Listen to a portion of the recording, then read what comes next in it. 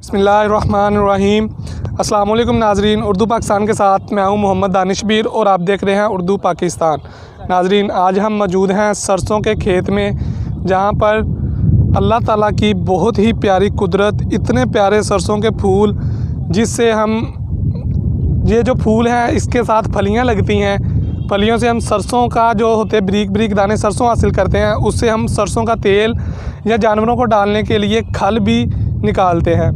यही सरसों जब छोटी होती है, कच्ची होती है, इसे हम घरों में भी इस्तेमाल करते हैं। तो आइए चलते हैं और आपको खूबसूरती दिखाते हैं अल्लाह ताला की कुदरत की। और दूसरी बात, ये जो शहद की मक्खियाँ होती हैं इन फूलों से रस चूसती हैं और यही रस चूस कर वो शहद पैदा करती हैं, जो कि बहुत ही मुफीद एक चीज़ है। शहद हम मक्खियों से हासिल करते हैं और मक्खियाँ फूलों से रस चूस कर ये शहद बनाती हैं। तो ये देखें शहद की मक्खी किस तरह फूल से रस चूस रही है। ये देखें, कभी एक फूल पर बैठकर, कभी दूसरे फूल पर बैठकर। यही फूल जो हैं वो पक कर फलियां बन जाते हैं। ये देखिए इस तरह की फली बन जाती है और इन फलियों जब ये सूख जाती है फूल तब बिल्कुल ख़त्म हो जाते हैं। और वो जो सरसों के जो बीज होते हैं उससे हम स्पेलर वगैरह पर या किसी मिल में भेजकर उससे हम तेल निकालते हैं या फिर जो खल होती है वो हासिल करते हैं। और जब ये फूल नहीं लगे होते, कच्चा होता है, जिसे हम साग भी कहते हैं, ये देखिए आप अपनी स्क्रीन पर देख रहे हैं, इस तरह का जब कच्चा सा होता है, ये मैं आपको तोड़ कर दिखाता हूँ। ये देखें इस तरह का जब होता है, ये होता है साग, जिसे हम घरों में इस्तेमाल करते हैं, खाते हैं बहुत शौक़ से। सर्दियों का एक ख़ास तोहफ़ा है। कहते हैं मक्की की रोटी हो और साथ में साग हो तो क्या नज़ारे हैं। ये आप अल्लाह ताला की कुदरत देखें, कितना प्यारा सीन है।